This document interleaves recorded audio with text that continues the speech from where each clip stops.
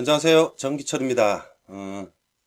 지금 신경망 공부를 하고 있고요. 지난 영상 2개에 걸쳐서 인공지능이 뭔지 1시간 20분짜리 정말 보기 힘든 영상, 두 번째는 이제 퍼셉트론의 전반적인 이론에 대한 설명을 드렸습니다. 오늘은 퍼셉트론의 학습 기법 중 초창기에 나온 학습 기법, 가장 심플하니까요. 기법을 설명드리고 파이썬으로 코드로 만들어서 한번 학습까지 하는 영상을 만들어 보겠습니다. 20분 또는 한 25분 정도 걸릴 것 같습니다. 지금 화면을 보시면 제목이 Perceptron Implementation with Python이죠. 지금 이제 파이썬으로 만들기는 할 건데 그 전에 이론적인 설명을, 학습을 어떻게 하는지를 설명을 드리도록 하겠습니다. 지난 시간에 설명드렸던 걸 조금 복습을 하고 넘어가겠습니다. 복습이랄 것도 사실 없는데요. 가장 간단한 퍼셉트로는 노드 하나라는 거죠. 노드 하나. 앞에 있는 입력층이라는 노드에 있는 노드는 실제 연산을 하는 게 아니고 값을 담아두었다가, 입력값을 담아두었다가 다음 노드로 보내는 역할을 하는 겁니다. 그게 입력층 노드가 하는 전부입니다. 그러니까 가장 간단한 퍼셉트론이라고 하면 노드 하나짜리죠. 거기다가 입력 개수가 몇 개인지가 달라지는데, 가장 간단하려면 이제 2개면 되겠죠. 2개짜리 노드를 생각하고 있는 겁니다. 그래서 x값 2개, 해당하는 웨이트 벡터 값 2개, 그리고 출력 노드에서 내적을 계산하고 그 내적 값과 임계치 값과 비교해서 이 스텝 펑션에 따라서 임계치 값보다 크면 1, 뭐 작으면 또는 작거나 같으면 마이너스 1, 뭐 이게 이렇게 해서 이런 스텝 펑션도 있을 수 있죠. 이건 뭐 단극성, 그러니까 플러스 1과 제로만 있는 단극성 계단함수라고 하고요. 이때는 플러스 1과 마이너스 1 있으니까 양극성 계단함수, 뭐 이렇게 이름 짓습니다. 앞에 그렇고요.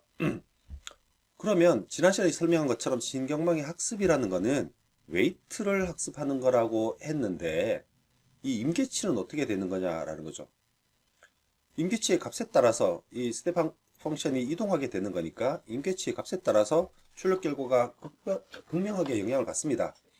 그러면 임계치는 사람이 줘야 되나? 아닙니다. 임계치도 학습을 통해 얻습니다. 그래서 최종적으로 어떤 신경망 학습이라는 것은 각 노드로 들어오는 입력 웨이트들의 값, 그리고 해당하는 노드와 연결된 임계치, 그러니까 이 임계치라는 값은 노드마다 할당되는 겁니다. 출력 노드가 여러 개 있으면 각 출력 노드마다 임계치, threshold 밸류가 학습이 되는 겁니다.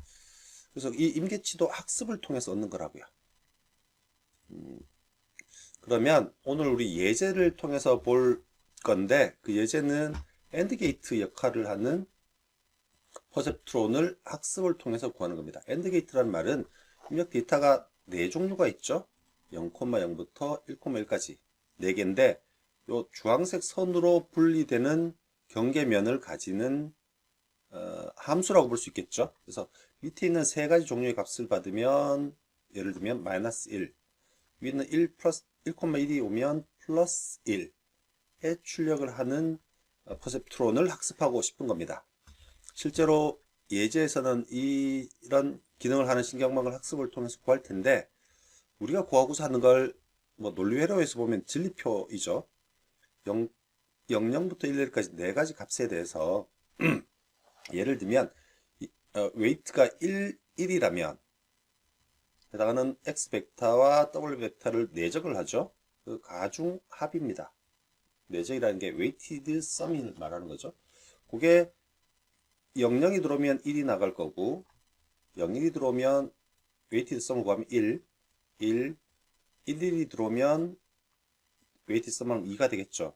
그런데 요 출력 결과에 대해서 요런 출력을 원하면, 아까 말씀드린 것처럼 양극성 계단함수를 쓰면 위에는 3개는 마이너스 1이 출력되기를 희망하고, 밑에 있는 1이 들어올 때만 플러스 1이 출력되길 희망하는 거죠. 그러면 어떤 임계치 값이 있으면 될까요? 1.5 정도 있으면 되겠죠. 그래서 우리가 구해야 되는 것은 이 웨이트를 어떻게 학습할까? 이 임계치를 어떻게 학습할까? 그게 이 이슈입니다. 그래서 다시 강조하지만 신경망 학습은 어이구야. 신경망 학습은 뉴런은 연산 장치이고 학습의 결과물은 웨이트로 저장된다라는 겁니다. 뉴런은 연산 장치이고 웨이트로 저장된다라는 겁니다. 이 말이 실제로 말이 되는 게 인간의 뇌가 어떤 질병이나 노화에 따라서 뉴런의 개수는 줄어들죠. 성장기 지나서 노년기로 들면서 또 병이나 노안이나 또는 사고로 뉴런의 개수는 줄어들 수 있습니다. 그렇지만 웨이트 개수는 늘어날 수 있습니다. 그래서 학습과 훈련으로 해서 웨이트가 늘어날 수 있단 말은 뉴런은 줄어들더라도 계속 학습 기능은 확장될 수 있다. 그래서 특정 뉴런이 하는 일이 신체에 어떤 부분에 있을 텐데 그 뉴런이 없어져도 다른 뉴런이 또 그 기능을 대행하기도 합니다. 이런 것들은 의학 분야에서 많이 연구되고 있는 분야죠. 예, 그럼 지금부터 우리가 이제 학습을 해 나갈 건데 몇 가지 설명을 위해서 심볼을 한번 생각을 해보죠. 퍼셉트론이고요. 입력 노드가 0에서 n 더하기 1개 있다. 그리고 퍼셉트론의 출력 결과가 y라고 합시다. 그리고 내가 희망하는 값을 d라고 하죠. 그러니까 이렇게 양극선 계단함 쓰면 플러스 1과 마이너스 1이 있겠죠. 내가 어떤 값이 들어왔을 때 플러스 1이 나왔으면 좋겠다. 마이너스 1이 나왔으면 좋겠다. 요 값이 d 값이라고. 그렇게 되면 x 벡터죠. x 벡터와 w 벡터. 지금 현재는 더미 노드를 쓴 상황이라고 생각해 주시면 됩니다. 이놈을 웨이티드 썸한 값이 나오겠죠. 그리고 웨이티드 썸한 값이 이제 바로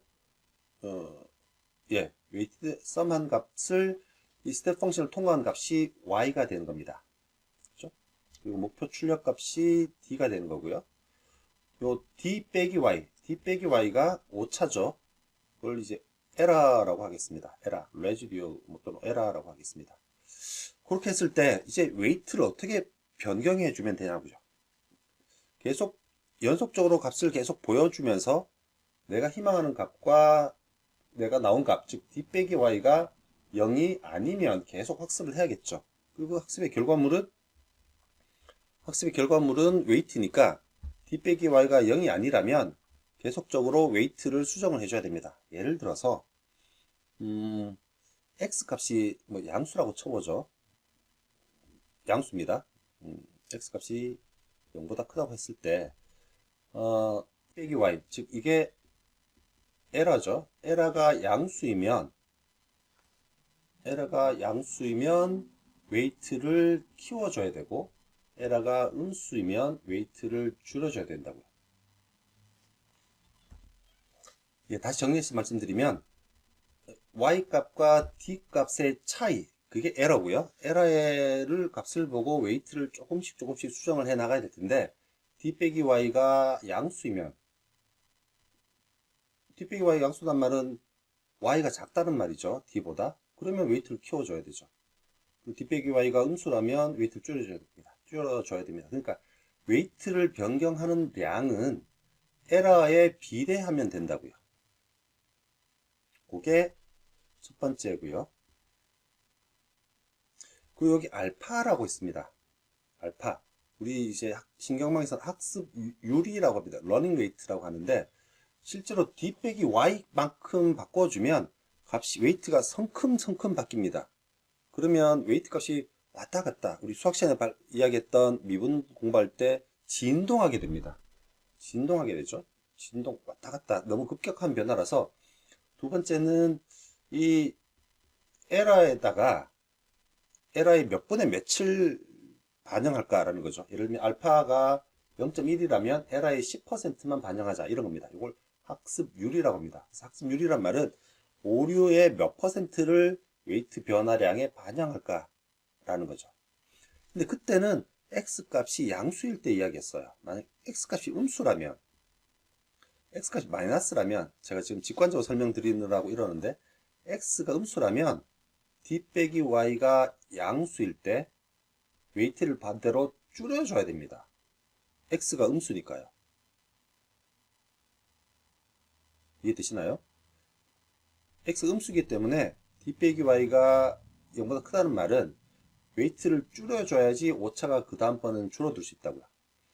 그래서 정리하면 제가 지금 직관적으로 설명을 드리고 있는데, 웨이트 수정은 이렇게 하면 되는 겁니다. 우리 보통 수학 시간에 델타라는 표시를 많이 하죠. 델타는 델타 W라고 하면 웨이트의 변화량을 말합니다. 그래서 계속 변화량을 기존의 웨이트에 더해서 T는 여기서 시간이죠. 그래서 지금 현재 T번째 타임의 웨이트에다가 어떻게 계산된 웨이트 변화량을 더한 게 다음 횟수의 웨이트다라고 말하는 건데, 또 델타 W는 이렇게 계산된다고요. 델타 W는 아까 말한 것처럼 에러에 비례해서 그 알파 퍼센트만큼, 그리고 x 값에 비례해서 x가 양수면 그대로, x 음수면 반대로 웨이트가 줄어들겠죠. 그래서 요게 가장 원시적인, 가장 기본적인 퍼셉트론의 학습 기법이에요. 여기에다가 뭐 나중에 멀티레어 퍼셉트론 올라가면 에너지 함수 같은 거 써서 미분을 하고 한 것 때문에 식이 조금씩 달라지는 거지, 가장 기본적인 원리는 그렇습니다. 가장 기본적인 원리는 에러를 줄일 수 있는 방향으로 웨이트를 조금씩 수정한다. 에러를 줄일 수 있는 방향으로 웨이트를 조금씩 수정한다. 그래서 신경공학 학습이 이터레이티브 하다는 거죠. 반복적인 겁니다. 우리 어릴 때 영어를 배울 때도 어떤 단어를 한 번만에 기억 못하죠. 계속 반복적으로 보여줘야 됩니다. 내가 기억할 때까지. 동일한 개념입니다. 네, 이제 들어왔습니다. 실제 파이썬으로 한번 퍼셉트론을 만들어 볼 텐데요. 지금 콜앱에서 코딩을 하고 있고, 이 주소는 영상 하단에 적어 두도록 하겠습니다. 그러면 접속하셔서 본인의 콜앱 파일로 구글 드라이브에 복사를 하시고 콜앱 사이트에서 각자 실행을 해 보시면 됩니다. 그래서 이제 파이썬으로 만들어 볼 겁니다. 근데 파이썬을 지금 모른다고 해도, 파이썬 말고 기존에 다른 언어를 아시는 분은 쉽게 이해하실 수 있을 겁니다. 밑에 있는 링크를 가시면 자세한 설명이 또 적혀 있습니다. 뭐 영어이긴 하지만 혹시나 제 설명에서 이해가 안 되시는 부분이 있으면 이 원소스, 제가 좀 수정을 했습니다만 원소스를 보시면 제 설명을 이해하시는 데도 도움이 될 것 같습니다. 하나씩 만들어 갈 겁니다. 먼저 이제 포워드 연산이라고 합니다. 이제 포워드 연산은 입력 데이터가 들어오고 쭉 출력 결과를 내기까지 이렇게 쭉 나가는 연산이 포워드 연산. 그 역으로 웨이트를 계산하는 연산을 백워드 연산이라고 하는데, 이 방법은 나중에 이제 멀티레이어 퍼셉트론 등 이제 2층, 3층 등의 신경망을 배우실 때 많이 쓰는 용어입니다. 퍼셉트론은 단층이라서 이런 용어를 잘 쓰지 않습니다만, 프리딕트라는 함수를 하나 만들 겁니다. 프리딕트는 말 그대로 프리딕트 하는 겁니다. 포워드 연산이죠. 입력값과 웨이트 값의 내적을 구하고 활성화 함수를 통과시키는 건데요. 그래서 입력값을 리스트로 받고 웨이트를 리스트로 받았을 때 모든 값에 대해서 하나씩 곱해서 더하는 겁니다. 이게 내적 연산이죠. 실제 파이썬에서 뭐 넘파이 같은 패키지를 쓰면 내적 연산이 하나의 문장으로 구현되니까 더 쉬운데, 넘파이를 혹시나 모르시는 분이 있어서 그냥 순수 파이썬으로만 코딩을 했습니다. 지금 여기서 입력값의 한계를 빼는 이유는, 그 이유는 나중에 설명드리겠습니다. 그래서 이렇게 해서 실제로 내적 연산을 구하고, 그 내적 연산 값이 0보다 크면 1, 그렇지 않으면 마이너스 1, 즉 양극화 계산 함수를 쓰는 겁니다.